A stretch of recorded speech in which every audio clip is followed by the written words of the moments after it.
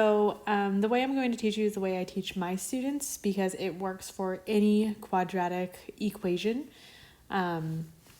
So that's what we're going to do. So we call this the Xbox method.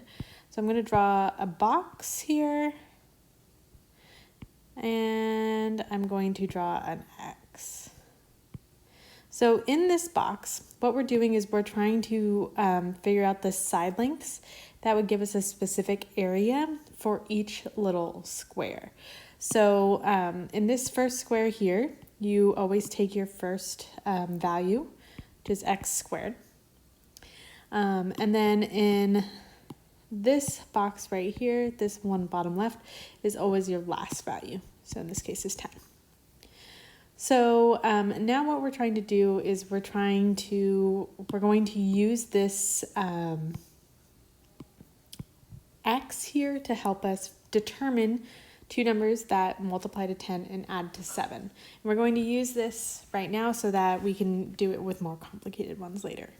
So the first thing you do is you take these two values and you're going to multiply them, and that's going to go in the top. So you're trying to multiply to 10x squared. Okay, and on the bottom you're trying to add, and that number comes from the middle portion. So you're trying to add to 7x. So the best way to do this, if you can't think of it right away, is to just list out the numbers that multiply to 10. So that'd be 1 times 10, 5 times 2, and those are all the factors. And I know that 5 and 2 multiply together to get 7. So I'll have 5x and 2x. Now these two values here will go in the two other spots in our, this is called an area model.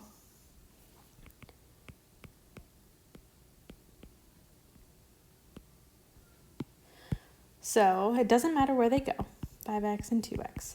So what you're trying to do, we're going to write, our entire goal of factoring is to write this equation, which is area as a sum of different parts. So like x squared, 5x and 2x gets us the 7x and then the 10. So the sum of the parts inside this model.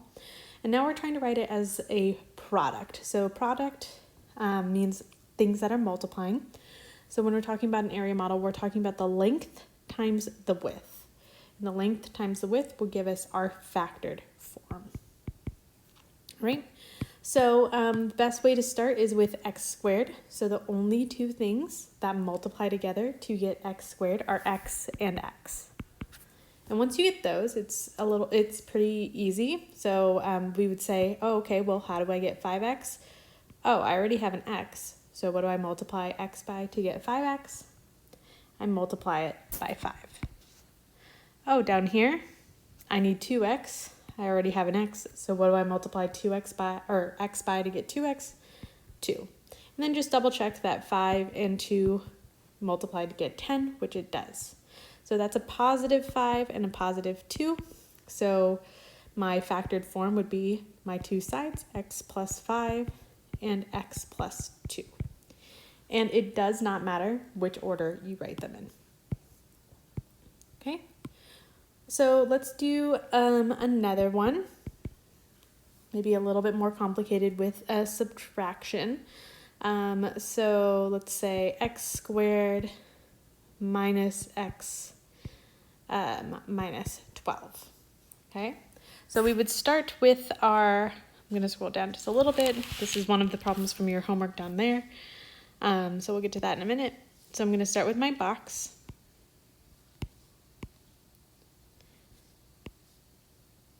And then my x here. All right, so we always start with our first one that goes in the top left. And then we go with our last one, goes in the bottom right, so that's negative 12.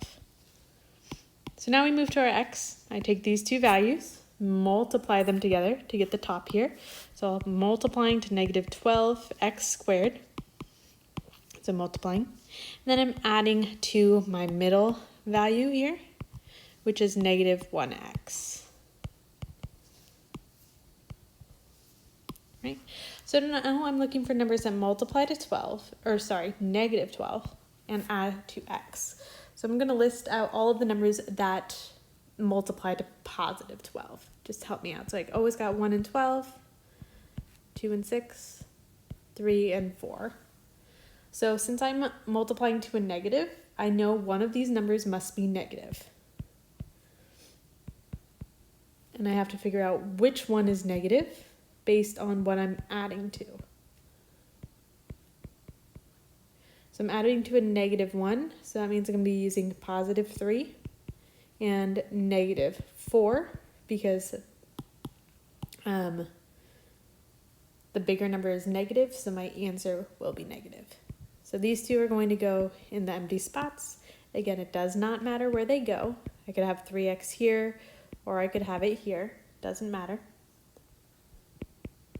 And now I find my side lengths for that area. So I start with x squared.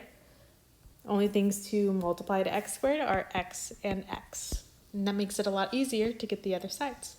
So this side is going to be plus 3, since 3 times x is 3x. And then this side is going to be minus 4, since negative 4 times x is negative 4x. Now let's just double check our last one. Negative 4 times 3 is negative 12, so we're good. So our factored form is my side lengths, x plus 3 and x minus 4. And again, it does not matter which order I write them in because of what's called the commutative property of multiplication. Okay, so those two are more simple examples. And let me actually just highlight this portion. That top portion on the x we got by multiplying those two numbers. So you would do the exact same thing when you have something with a number in front. You should always check to see, can you divide by the coefficient is the, I think that's how you spell it, is the number in front of x squared. Can you divide by the coefficient of x squared? So you should always check that. So can I divide each of these by 3? No, I can't. So I leave it alone. You should always see like, oh, if you can divide them all by 2, divide them by 2, divide out whatever that number is. But since we can't here, I'm just going to move on to our box. So we're going to do the exact same method. We just have a couple different numbers here. Okay. So again, we start with our x squared term. That goes top left. Our last number there goes in the bottom right. And now I'm going to multiply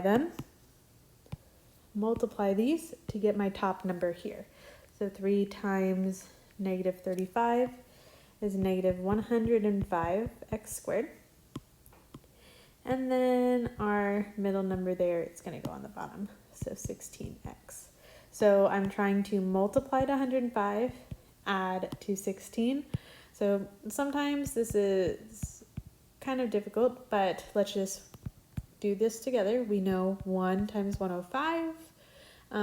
Since this number ends in 5, I know that 5 goes into it. So 5 times 21. Let's see if 15 goes into it 7 times. Sorry.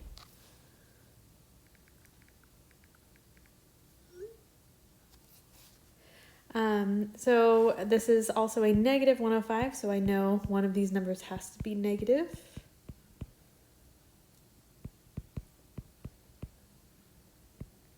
Oops. Okay. So now what we're going to do, we need to decide, okay, what two pairs add to 16, and it would be this one right here. So we have negative 5x and 21x. So these two will go up here. So Again, it does not matter in which spot it goes in. So now we start doing our side lengths. So I'm going to zoom in onto this box here. Now I know before we had x squared, so that was kind of nice. I know x and x gets me x squared. But now I need to know, okay, well, what numbers multiply to 3? What times what will give me 3? 3 times 1 gets me 3, right? But I need to know, okay, which side does the 3 go on? Which side does the 1 go on? This, we are going to look at the numbers. Okay, 3 and 21 right there. I know that 3 goes into 21, so that means that the 3 has to be up here. Because if I put the 3 on the left side, 3 does not go into -5 evenly, and we want them to go in evenly. So that means the 3 is going to go on top, and then on the left side, we're just going to have x. So now I can get my other sides. 3 times what gets me 21x? Oh, 3 times 7. X times what gets me -5x? -5. Okay, let's double check. It's 5, -5 times 7, -35. Yes, it is. So that means that my factored form is 3x minus 5 times x plus 7. And you can do this again with any quadratic equation. Hope that helps.